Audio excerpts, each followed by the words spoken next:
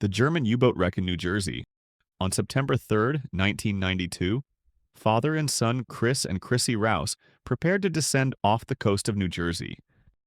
Their destination was the U-869, a German World War II submarine that had sunk in 1945 and only recently been identified. The wreck rests at a depth of 230 feet, or about 70 meters. At that depth, the dive is on the edge of what is considered safe even for advanced technical divers. The Rouses were no strangers to danger. Chris, the father, was 46, a construction worker by trade and an outspoken figure in the wreck diving community. His son, Chrissy, was only 22, but already highly skilled. They were known as aggressive divers, competitive with each other, and sometimes reckless in their pursuit of wreck exploration. On that day, the mistake they made was to push too far inside the submarine without adequate planning or redundancy. Once inside, Chrissy disturbed silt on the floor of the wreck. The cloud instantly reduced visibility to zero. He became trapped in a compartment, unable to locate the exit. Chris, hearing his son's frantic movements, rushed to help. In the chaos, both men lost track of their air consumption. By the time they escaped the wreck, they were almost out of gas. Instead of making their required decompression stops, which would have taken more than an hour, the two panicked and bolted to the surface. It was a fatal decision. Nitrogen bubbles formed in their blood and tissues as they ascended too quickly. Chrissy lost consciousness on the dive boat. Chris, racked with agony from decompression sickness, begged rescuers to treat his son first. Both were airlifted to a decompression chamber, but it was too late. Chris died within hours. Chrissy lingered for a day before succumbing. Their deaths became infamous in the wreck diving world, not only for the tragedy of a father and son lost together, but also because it was preventable. They had violated nearly every rule of technical diving: gas management, teamwork, and decompression discipline. Experienced divers later said the U-boat did not kill them. Their own mistakes did. The Indian Springs in Florida. On November 16, 1991, 27-year-old Parker Turner prepared for a dive at Indian Springs, one of Florida's most challenging underwater cave systems. Turner was considered one of the most promising cave divers of his generation, an instructor, explorer, and careful planner. Yet on that day, one small error would prove fatal. Indian Springs is notorious for its depth and strong flow.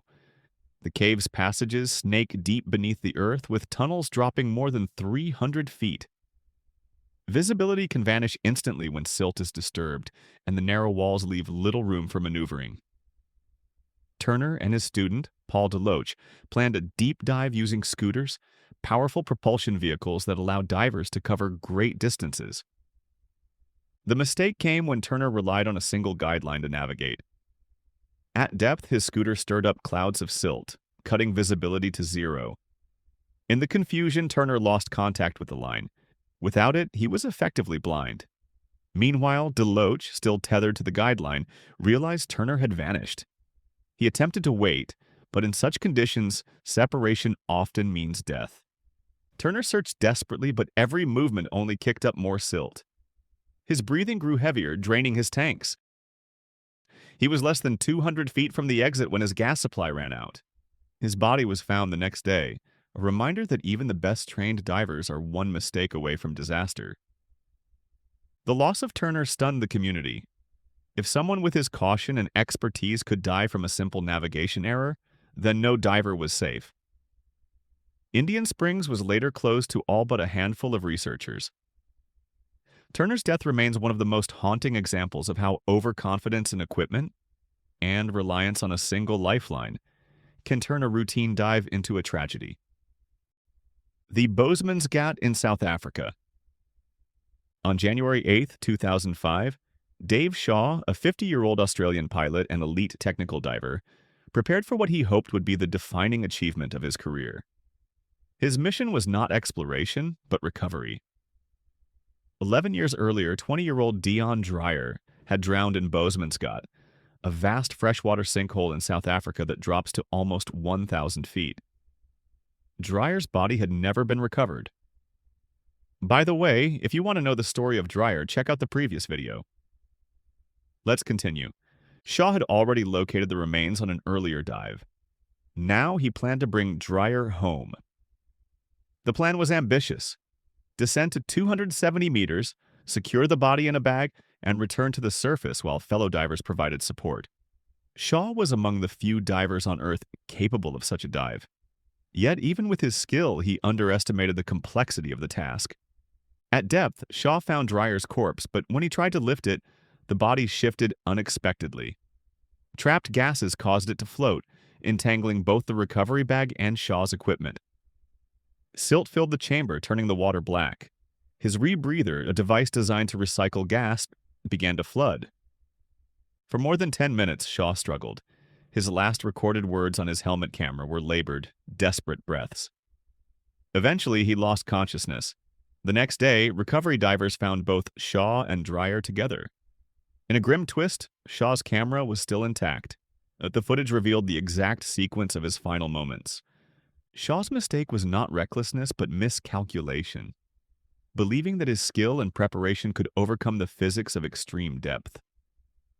His death is remembered as one of the most harrowing examples of how even experts can be undone by the smallest error when the margin for survival is razor-thin.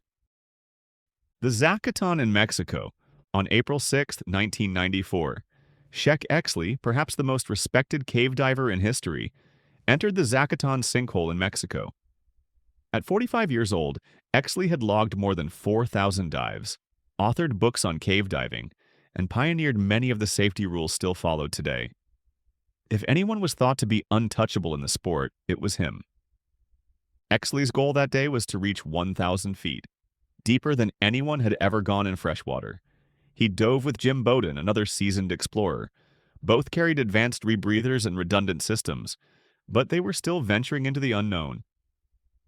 At such depths, divers face not just nitrogen narcosis, but high-pressure nervous syndrome, a condition that causes trembling, confusion, and hallucinations. As the descent progressed, Bowden lost sight of Exley. He continued down to nearly 925 feet before aborting. Exley never returned. His body was later found tangled in the guideline at around 900 feet. Experts believe he suffered a cascade of problems: equipment strain, narcosis, and the effects of pressure on the human body. Exley's death shocked the global diving community. If the most experienced and disciplined cave diver alive could die attempting a new record, it showed that no amount of expertise could protect against the limits of physiology. His passing marked the end of an era, a sobering reminder that ambition, even carefully planned ambition, can lead to fatal mistakes when the depths are beyond human reach.